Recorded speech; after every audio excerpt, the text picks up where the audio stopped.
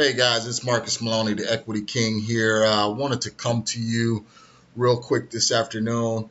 I wanted to go over a quick question that everybody had, and the question was, where do you find and how do you complete the memorandum of sale and purchase of real estate?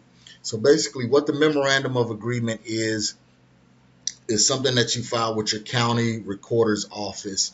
As a wholesaler, you will run into problems where you'll have a property under contract. Someone may try and come behind you and offer that seller more money, or the seller may try and contact someone else and try and get more money for that property that you have under contract. So what you want to do is you want to file this memorandum of agreement with the county recorder. And what that memorandum does is, once you send your paperwork to your attorney or to your title company, you will want to go down and file this memorandum along with your contract with the county recorder's office. Once you do that, if that seller tries to sell that property to anyone else, it's like a lien will be on the property and they cannot close escrow on that property. I normally do this with the majority of my deals, especially when I know I may be dealing with a shady seller or a seller that's really, really desperate and looking for the money. So let's kind of go through real quick and look at this memorandum of agreement. That way you can know how to fill it out. It's very, very basic. It's just some key things that you need on it. So starting, and then at the top, and then this complete document here is nothing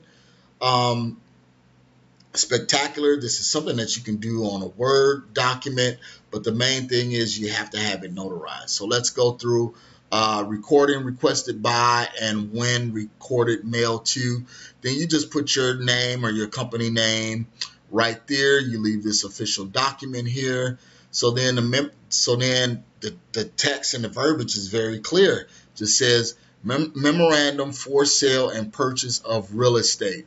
Notice it's hereby given of a contract to sell real estate between buyer, Equity Realty and Investments, which is my company, and you can add your company there, in Arizona Limited Liability Company, and seller, add the seller's name there, for the sale and transfer of real property described below. The following real property situated in Maricopa County, Arizona. You will put your county and your state there.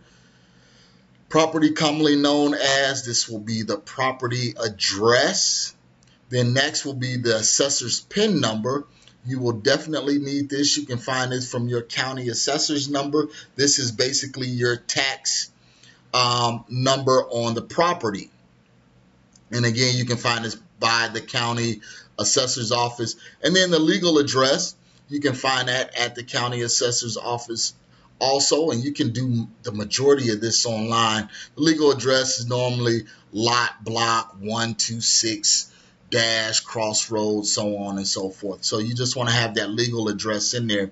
And the reason why you have that legal address in there is because the commonly known address is commonly known, and it may be another property in your city with that same exact address. It's highly unlikely, but it is possible. So that's why you want to make sure you have the assessor's PIN and the legal address. Then you want to have the date of the contract to sell real estate, the date that the contract was agreed upon between you and the seller. Then escrow for this transaction is held at, you put your title company, or you will put your attorney's information here. This instrument was acknowledged before me this day of, and all the rest of this is filled out with the notary. So this date of today is, what is today? October 24th, 2017. So let's just say if we wrote the contract up today, the contract will be written as, this instrument was acknowledged before me this day of October 24th, 2017. State of Arizona, County of Maricopa. I, as the managing member, would sign here, only in the presence of a notary. The notary will sign here and put their commission there, and they will stamp it here. And that's basically it, guys. The notary is normally around anywhere from $5 to $10. And to file this with your county recorder, it's different in each county, but it could be as low as $5, as much as, $25. But that is a good price to go through the extra effort to make sure your property is completely locked up. I have seen where properties, although there was a contract on the property, someone else was still able to backdoor and get that property closed, and you can lose the deal. There is some unscrupulous wholesalers out here like we have talked about before. But with this instrument here, there's no possible way around it. Only way they can have this removed is they would have to seek legal counsel. All right, Marcus Maloney, Equity King here, signing off. If you need additional information, go to equityrealestateblog.com. I will have this posted up there in a day or so where you can get this memorandum. So again, Marcus Maloney, equityking.com, equityrealestateblog.com.